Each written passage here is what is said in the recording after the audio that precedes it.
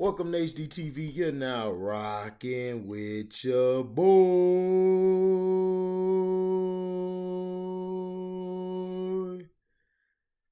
February 2022 new music releases. This is the second month of 2022 and it's upon us, guys. Welcome to the new year. And some of the hip hop heavy hitters and buzzing rhymers are delivering new music to help keep the year's music momentum going. 2 Chainz is kicking things off on February 4th with the release of his 7th album, Dope Don't Sell Itself. That's very creative. Thank you, 2 Chainz. the 12 track LP includes the singles $1 Million Worth of Game with 42 Doug and Pop Music featuring Moneybagg Yo and Beat King. Guest appearances from Lil Baby, Young Boy Never Broke Again, Roddy Ricch, Lil Durk, Sway Lee, Jacquees, and more also part of the project. Aside from dropping new music, Chainz will be joining rap vets like Lil Kim, Jeezy, and Gucci Mane on the second leg of the Legends of the Streets tour, which starts back up on February 3rd in Columbus, Georgia at the Columbus Civic Center. That same day on February 4th, yogotti will be delivering his last album as an artist as he transitions fully into his music executive role as the leader of CMG. The Memphis rapper will be closing out his CM series with CM10 Free Game. Gotti announced the offering on January 24th with a video montage highlighting his career trajectory as a rhymer. He captioned the visual, "I'm gonna finish this just how I started, with no regrets, standing on business and principles, motivating all hustlers, knowing we took the highest risk for a better outcome to the streets, plugs, fans, and consumers. I'm forever grateful. Hashtag CM10, February 4th. This the last one. Looks like there's plenty of fire to expect on CM10. Closing out the month is Buffalo, New York's Conway the Machine. The quick-witted Griselda rapper is offering God Don't Make Mistakes, the follow-up to his critically acclaimed 2021 album, La Maquina, which translates to The Machine. The Shady Records release features appearances from Benny the Butcher and Westside Gunn, as well as production from The Alchemist, Hit Boy, and more. GDMM had an original release date set for last December, but a new arrival was announced for the LP this month. God Don't Make Mistakes arrives February 25th. See more new music from some favorites in the rap community includes Currency and Big Crit and a host of others below. Let's see. 2 Chainz, Dope Don't Sell Itself, Yo Gotti, CM10 Free Game. Saba is releasing A Few Good Things. That's February 4th. Dollar Knot is delivering, I think that's Dollar and then N-O-T, Ethereal. And that album is February 11th. You got Currency and The Alchemist, Continuance. Big Crit, Digital Roses Don't Die, coming out February 18th along with the Currency album. Kanye West, Donda 2 is coming out February 22nd. Robert Glasper, Black Radio 3 release date February 25th. Homeboy Sandman, They're in Spirit, that's coming out February 25th. Conway the Machine, God Don't Make Mistakes, February 25th. Ace Hood, M.I.N.D. which is Mind, is February 25th. So which albums are you guys most waiting on? Like me, I'm most anticipating that Conway. I could care less about everybody else. I might listen to Currency. Currency is my cousin. My cousin Deron put me on the Currency. He's okay. I'll give him a shot. 2 Chainz, gotta bump 2 Chainz, man. Yo Gotti's been okay. I don't know. He's been okay. He had a couple good albums. He probably had more. I just never really been Yo Gotti. I just like that one song, Sorry. I'm sorry. I'm sorry. I can't act with you no more, girl, and I'm sorry. Oh yeah, Big Crit. Can't forget about my guy, man. Big Crit. I'm looking forward to. So I got Conway first, then Currency. No, then Big Crit, then Currency. I don't know this homeboy Sandman. I might check him out. I might check out Ace Hood too. I forgot about my Florida brother, man. Ace Hood be going hard too. So I'm gonna see what that's about. The Kanye Donda too, man. I don't know. He might push the album back. He always pushes stuff back, but we'll see if this is set in stone.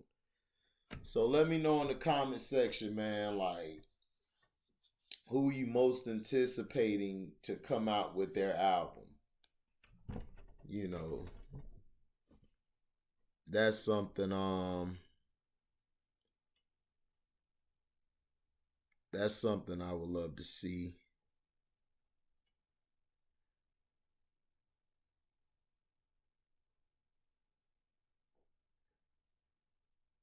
So also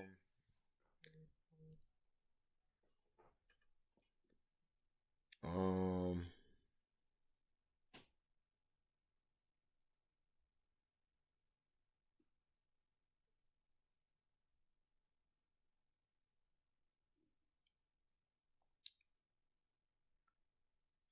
it takes on Tony Romo, the halftime show invasion, sideline reports, and Tom Brady's retirement U-turn. Let's see, Brian and David. I believe these guys have their Brian and David. They basically wrote this article. They began the podcast by reacting to all of the pronunciations of the word Bengals by TV and sports radio personalities. They then analyzed Tony Romo's announcing performance, Andy Reid's clock management, and the unfortunate CBS halftime show during the Bengals Chiefs AFC Championship game. They wrapped up the pod by dissecting every chapter of Saturday's chaotic media mishandling of Tom Brady's botched retirement announcement and look forward to the bevy of hastily assembled Bengals and Rams profiles being written for Super Bowl week. So everybody's upset at this Tony Romo thing. Let me see something.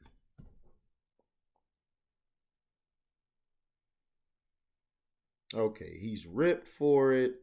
Um, the championship Sunday wasn't a banner day for Tony Romo. We know that. Romo would have threw the game away. The top NFL game analyst, which I disagree, was criticized on social media for his analysis at the end of the Bengals AFC Championship game win over the Chiefs, which earned them a trip to Super Bowl 2022. When the Chiefs got deep into Cincinnati territory with less than 2 minutes left in regulation, trailing by three, Romo mentioned how there were several scenarios in play. He floated that the Chiefs might want to try to run as much clock as they could before scoring, and also suggested the Bengals might just want to let the Chiefs score a touchdown quickly so they have a time to try to engineer a game-winning drive. Neither scenario seemed to make any sense. The Bengals had the lead and surely weren't going to willingly give it up, and there was no guarantee the Chiefs would score a touchdown. The Bengals ended up holding the Chiefs to a field goal that forced overtime. Um,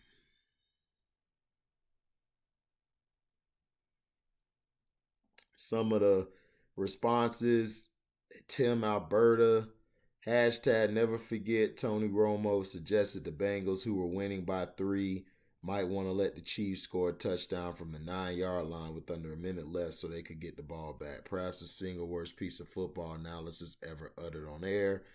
Another guy, Darren Rovell, said, "Is Tony Romo okay?" Matt McCarthy, this is another Matt McCarthy, I believe. Somebody asked Romo if the Bengals should let the Chiefs score here. Chiefs got too cute worrying about the clock. Romo was inventing scenarios. The only scenario was a score or touchdown. I still cannot wrap my brain around Tony Romo suggesting the Chiefs down three purposely not score to run more time off. So those are some of the criticizing things. And the Bengals, of course, open up Sunday against the Chiefs. I mean the Rams. I'm sorry, guys. I'm tired. I just woke up. I had to get me a good nap. Against the Rams, who will host a game in Los Angeles at SoFi Stadium on February 13th. Um, Tony Romo, when he made that analysis, to me he should have just said if. I think he if he would have if they would have he should have been talking about what the defense for the Bengals could do and what the Chiefs needed to do, how they could get down there. He was the burning clock thing I understood, but it was overtime. They were in overtime. They didn't need to burn no clock. They needed to get the ball down there to score, and the Bengals defense needed to stop them, which they did. Got the turnover, then kicked the field goal to win the game, which was impressive. Tony Romo has never been a guy I listen to. I don't listen to him even when everybody said, "Oh, I love Tony Romo." Everybody loved Tony Romo. But now, when Tony Romo says some of the dumbest stuff, now everybody want to say, "Oh man,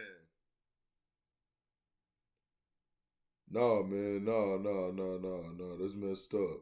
That's messed up." Now it's messed up. That's what I'm saying. It's like people are so hypocritical. They don't even know what they like anymore. People just go along with a wave. Oh, he sounded good breaking down this play. Look, listen. Anybody can break down the play when you don't have everybody rushing you. You have a bunch of guys on the front four rushing you to take you out. So I mean, I'm just saying, it's like Tony Romo's never been that type of guy to me. He's just a guy who got on because he was privileged with what's his name? Jerry Jones. Jerry Jones was giving him a lot more love than he deserved. Got him that gig there so he wouldn't go to the Texans. And that was like before Deshaun got there. Like, he didn't want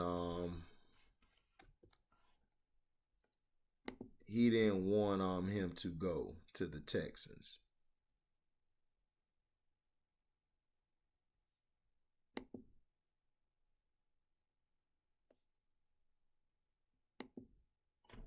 So that's what happened.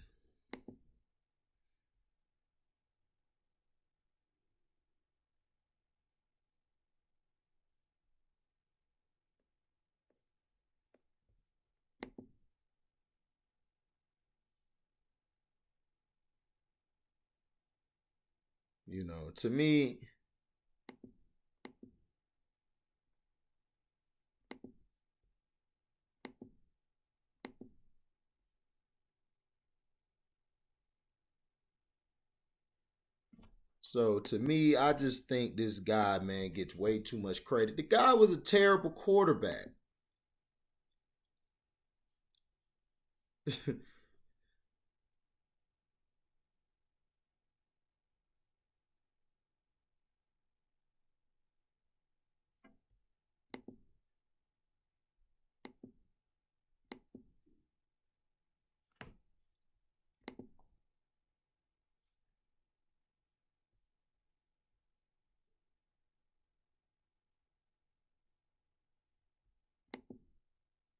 So, this guy here, man, is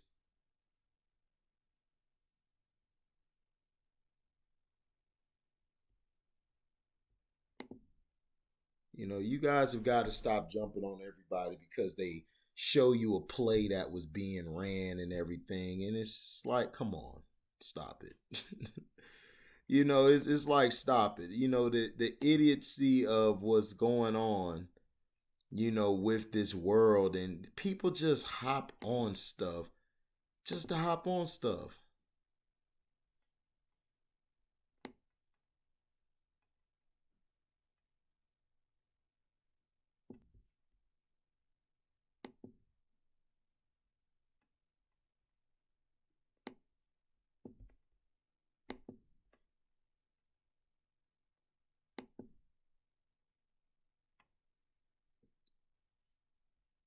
So that's all I'm saying. Is that people just, I don't know. People to me just be on some other stuff and they just love going with who's what and who likes to do what. Tony Romo to me is a terrible analyst. To me, I believe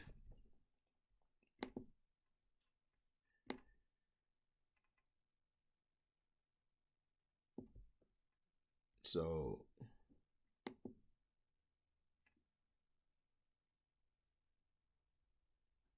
So basically, my thing is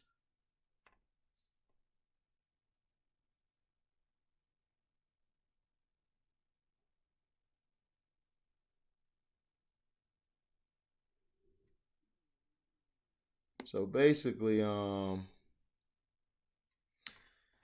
so basically, to me, he's not a good player. He doesn't know how to analyze the game. You see, he doesn't talk about, you know, the running the ball, that you need to run the ball. And then when you're passing, he's not talking about how the receiver or the cornerback is giving him inside release, how the wide receiver really needs to get off of his blocks. Or not only that, he's not telling you different blocking schemes. He's not giving you anything important. I think Troy Aikman is way better than him.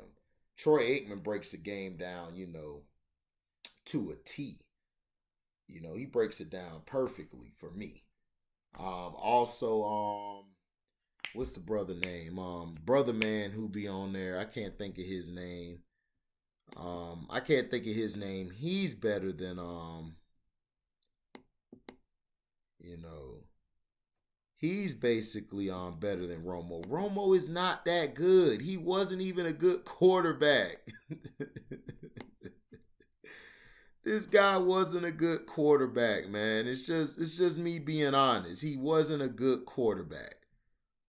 You know, he wasn't good in how do I say? He wasn't good in big time games. That was the reason why I don't listen to Tony Romo. He wasn't a big time game guy. The guy I would listen to is Troy Aikman over him. Aikman won a lot of big games.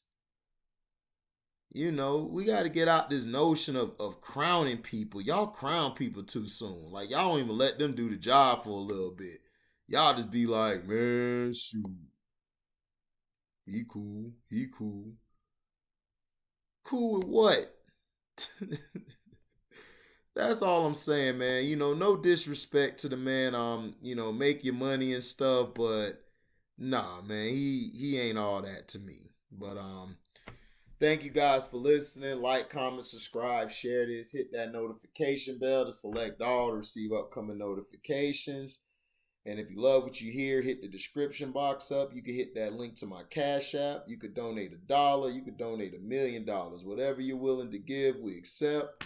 Thank you guys for your listening ears, and thank you guys for your blessings, man. You know what I'm saying? We are out. Deezy.